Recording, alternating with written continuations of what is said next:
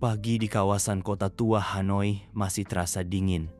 Sinar matahari pagi menembus celah dedaunan, menciptakan bercak-bercak cahaya berkilauan di permukaan jalan berbatu yang tua. Suara klakson yang memekakkan telinga dan teriakan pedagang kaki lima mulai terdengar, menandakan hari baru telah dimulai.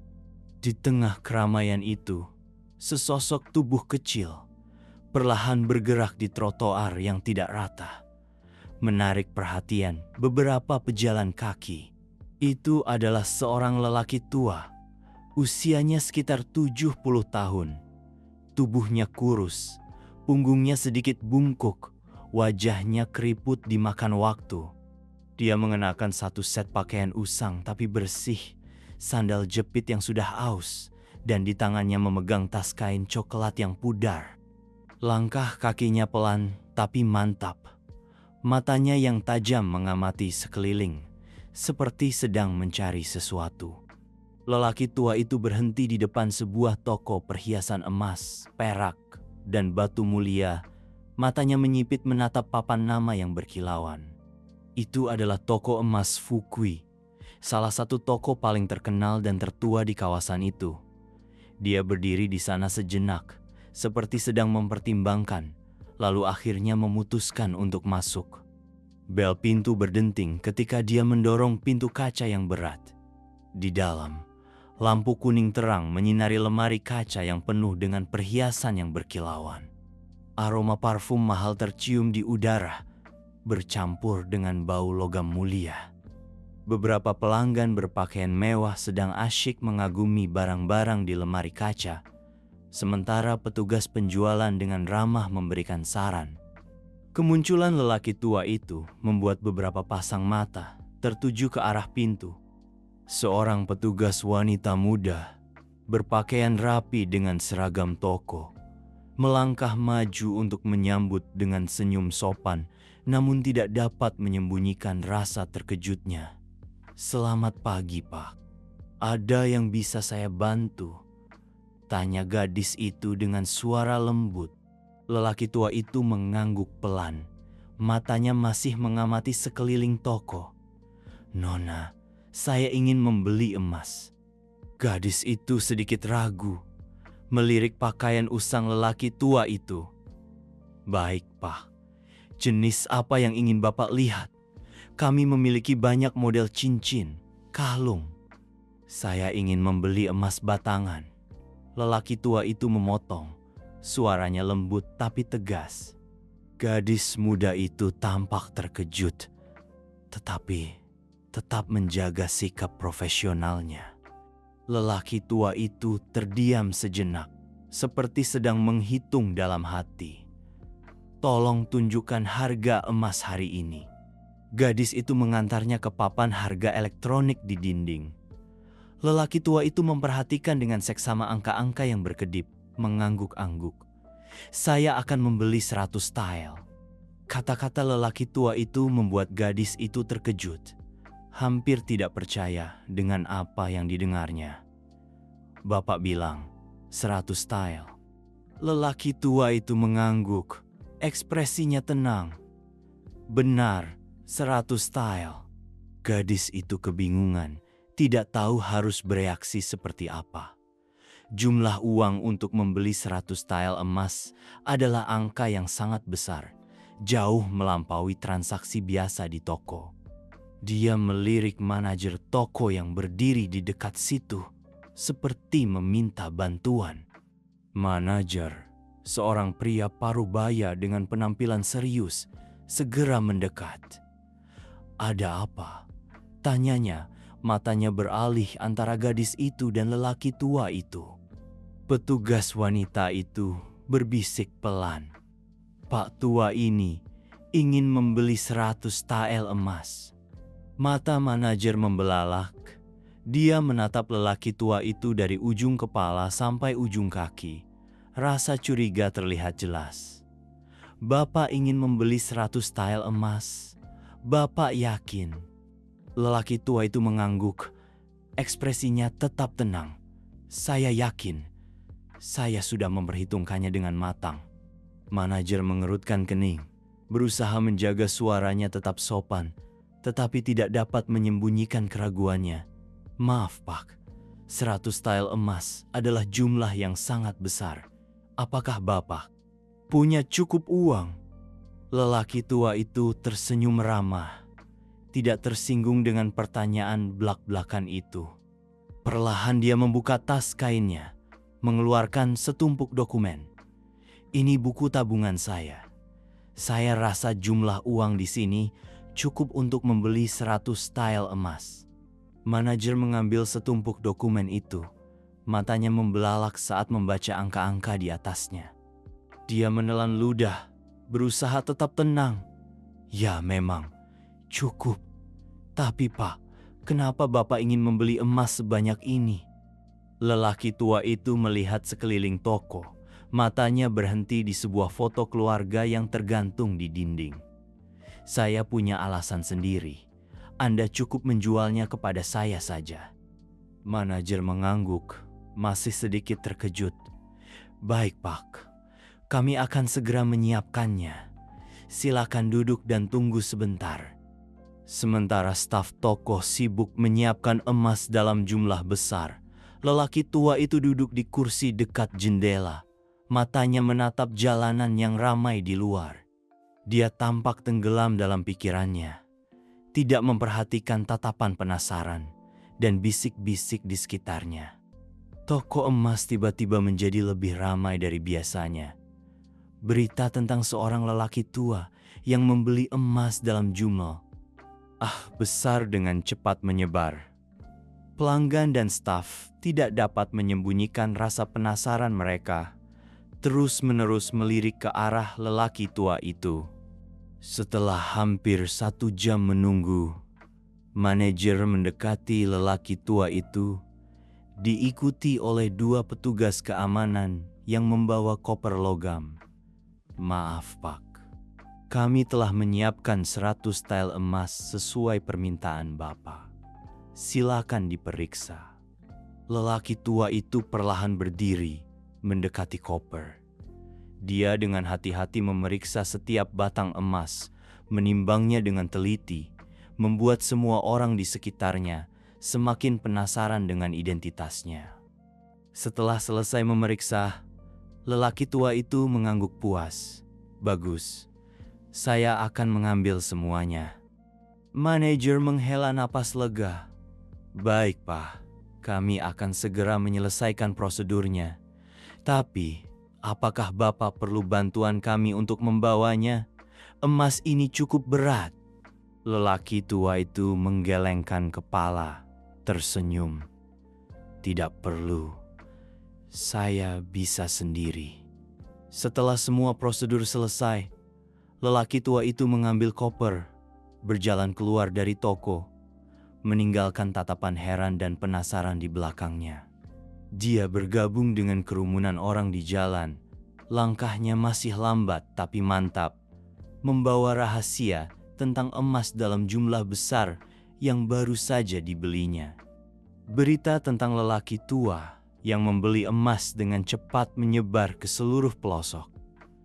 Orang-orang bergosip, membuat berbagai dugaan tentang identitas dan tujuannya. Ada yang mengatakan dia adalah seorang taipan yang menyembunyikan identitasnya. Ada juga yang mengira dia adalah penipu ulung. Tapi apapun itu, cerita tentang lelaki tua misterius itu tetap menjadi topik hangat selama berhari-hari setelahnya. Sementara seluruh pelosok heboh dengan cerita lelaki tua yang membeli emas, Pak Tren, pemilik emas itu, tetap menjalani rutinitas hariannya. Dia tinggal di sebuah rumah kecil di ujung gang sempit, di mana tetangga-tetangganya sudah terbiasa dengan sosok lelaki tua yang ramah, hidup sendiri, dan pendiam. Keesokan paginya, seperti biasa, Pak Tren bangun saat hari masih gelap. Dia menyalakan kompor, merebus air untuk membuat teh, lalu duduk di teras rumah, menyesap teh hangat dan memandangi sinar matahari pagi yang menembus celah dedaunan. Meskipun di dalam rumahnya tersimpan emas dalam jumlah besar. Ekspresinya tetap tenang, tidak menunjukkan rasa khawatir atau gembira. Bu Lien, tetangga yang baik hati yang tinggal di seberang rumah Pak Tren, sambil menjemur pakaian menyapanya. Selamat pagi, Pak Tren. Hari ini Bapak bangun pagi ya? Pak Tren tersenyum ramah. Selamat pagi, Bu Lien. Saya selalu bangun pagi seperti biasanya. Bu Lien mendekat, wajahnya penasaran. Pak Tren, kemarin saya dengar orang-orang bergosip tentang seorang lelaki tua yang membeli emas dalam jumlah besar di toko Fukui. Bapak dengar cerita ini. Pak Tren sedikit mengangkat alisnya, suaranya tenang. Ah, saya dengar sekilas. Mungkin hanya gosip. Tapi kata orang-orang itu benar, Bu Lien melanjutkan dengan antusias. Mereka bilang lelaki tua itu membeli 100 tael emas. Entah siapa dia ya. Kaya sekali. Pak Tren hanya tersenyum tipis, tidak berkomentar lebih lanjut. Dia berdiri, membawa cangkir tehnya yang sudah kosong ke dalam rumah. Saya masuk dulu ya. Semoga harimu menyenangkan. Bu Lien memandangi sosok Pak Tren yang menghilang di balik pintu, menggelengkan kepala sambil menghela nafas. Pak Tren ini selalu pendiam dan tertutup. Entah apa yang dipikirkannya. Di dalam rumah kecilnya, Pak Tren duduk di kursi kayu tua. Matanya tertuju pada foto di meja altar. Itu adalah foto seorang wanita paruh baya. Wajahnya ramah dengan senyum hangat. Di sebelahnya adalah foto seorang anak laki-laki berusia sekitar 10 tahun. Matanya yang nakal menatap Le. Langsung ke kamera. Pak Tren menghela nafas pelan, tangannya mengelus foto itu dengan lembut. Lan, lihat, aku telah memenuhi keinginan terakhirmu. Dan Min, putra kita, dia akan memiliki masa depan yang cerah. Kenangan tentang almarhum istrinya dan putranya tiba-tiba membanjiri pikiran Pak Tren. 20 tahun yang lalu, istrinya, Lan, meninggal mendadak karena serangan jantung.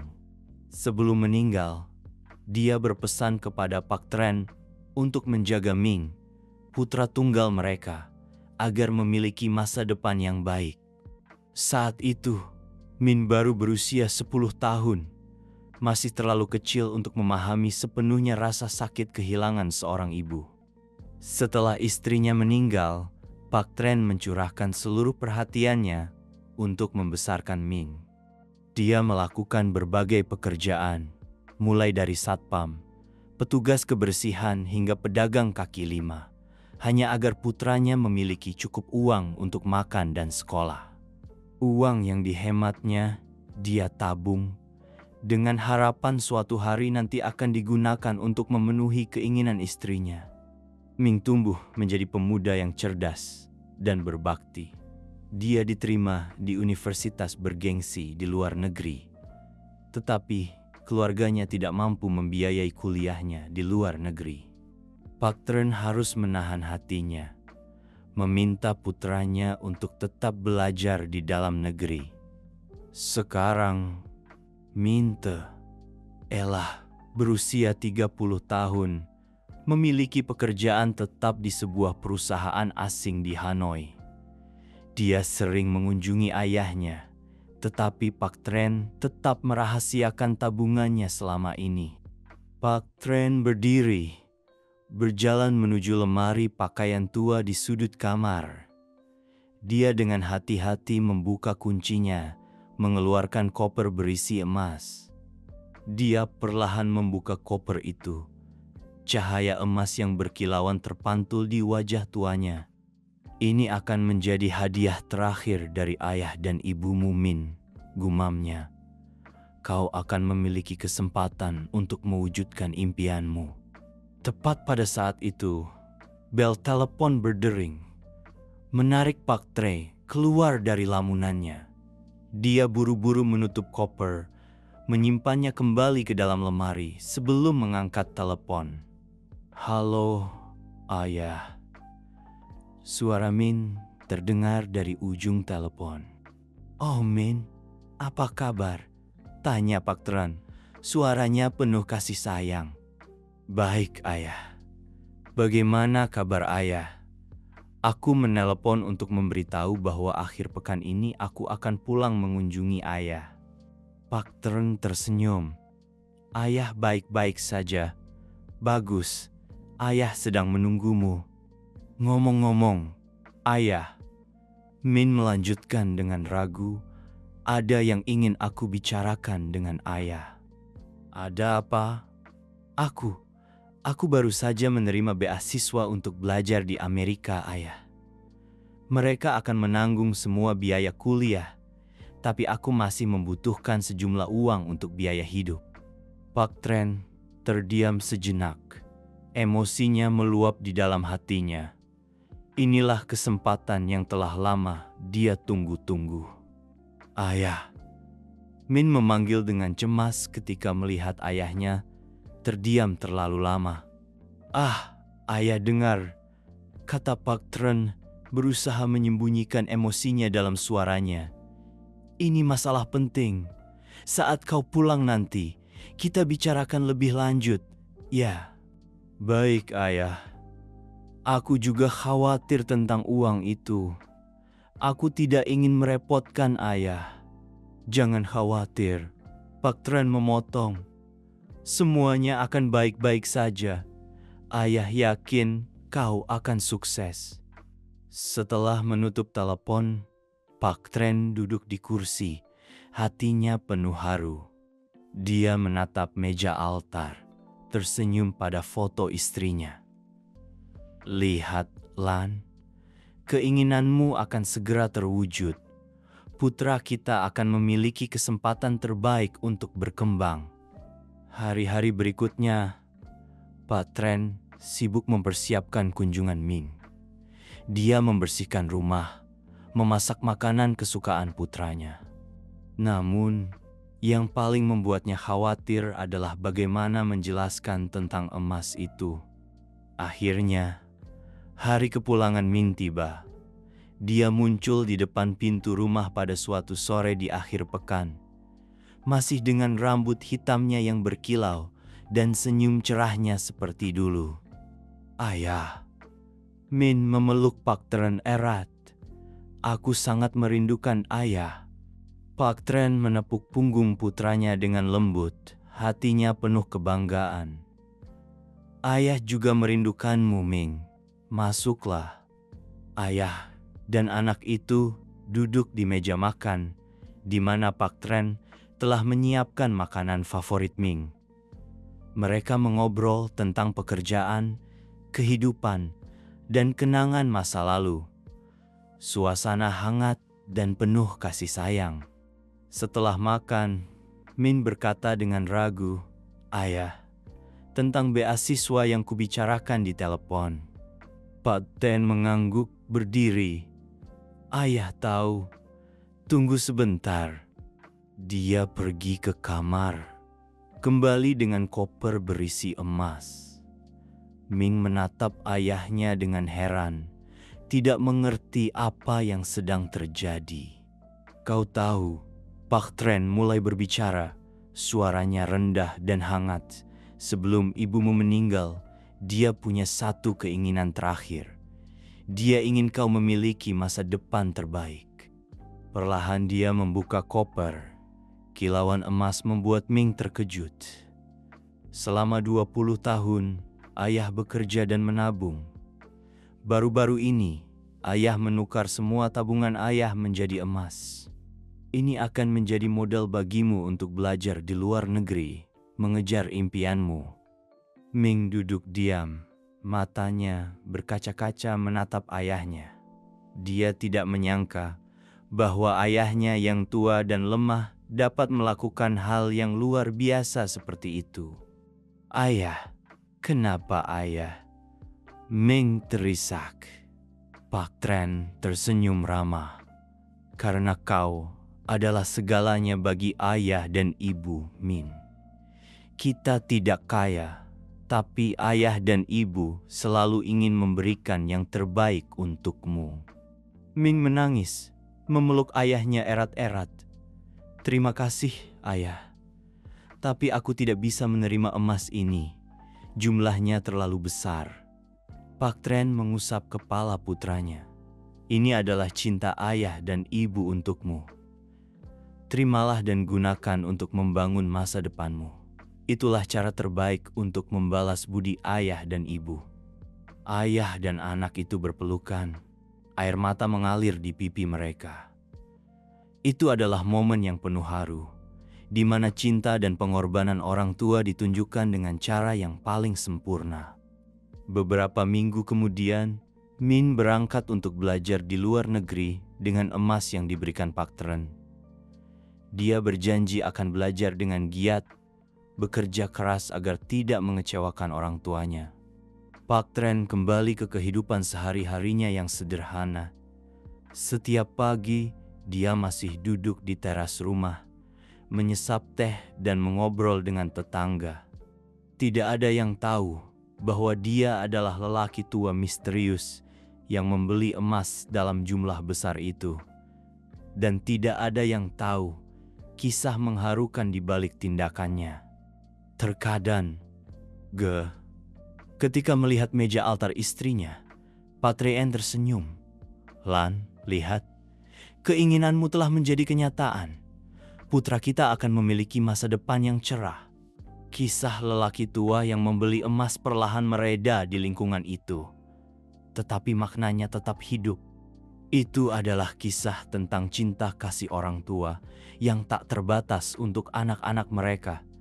Tentang pengorbanan tanpa pamrih, dan tentang impian yang terwujud berkat cinta itu. Bertahun-tahun kemudian, ketika Min telah lulus dan menjadi seorang profesional yang sukses, dia kembali ke Vietnam dan mendirikan sebuah yayasan beasiswa atas nama ibunya. Yayasan ini membantu siswa dan mahasiswa miskin untuk mendapatkan kesempatan belajar dan berkembang. Dalam upacara peluncuran yayasan beasiswa, Ming berdiri di atas panggung. Di sampingnya adalah Pak Tren yang sudah tua tetapi berseri-seri dengan sukacita. Saya bisa sampai di titik ini hari ini, kata Min di depan orang banyak. Suaranya penuh haru, berkat pengorbanan diam-diam orang tua saya, terutama ayah saya, yang telah mengabdikan seluruh hidupnya untuk menabung hanya agar saya memiliki kesempatan untuk mewujudkan impian saya. Ming menoleh ke arah Pak Tren. Air mata mengalir di pipinya. Ayah, saya berharap dengan yayasan beasiswa ini, kita dapat menyebarkan cinta dan pengorbanan ayah dan ibu kepada lebih banyak orang, sehingga mereka juga memiliki kesempatan seperti saya. Pak Tren tersenyum. Mata tuanya berkaca-kaca. Dia menatap langit, di mana mungkin istrinya sedang tersenyum memandang ke bawah. Keinginannya tidak hanya terwujud, tetapi juga menyebar luas, membawa harapan bagi banyak orang. Kisah lelaki tua yang diam-diam membeli emas bertahun-tahun yang lalu kini telah menjadi legenda di kota tua. Setiap kali seseorang menyebutkannya, mereka merasa hangat dan percaya pada hal-hal baik dalam hidup. Pak Tren, meskipun usianya sudah lanjut, masih sering duduk di teras rumahnya setiap pagi.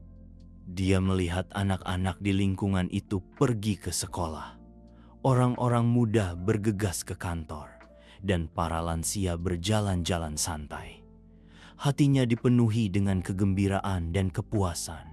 Suatu pagi, ketika dia sedang menyesap teh, Bu Lien, tetangga yang baik hati di masa lalu, perlahan berjalan mendekat. Selamat pagi, Pak Tren, Bu Lien tersenyum. Cuaca hari ini sangat indah, ya.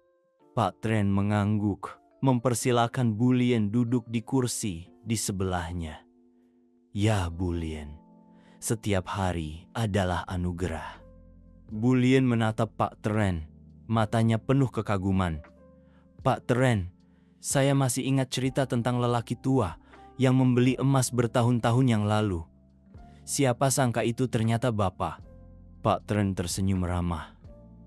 Itu sudah lama sekali, Bu Lien. Tapi maknanya tetap abadi. Lanjut Bu Lien.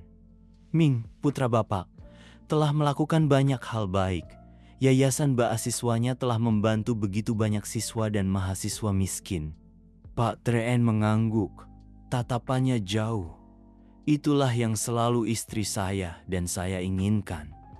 Tidak hanya untuk anak kami sendiri, tetapi juga untuk banyak orang lainnya.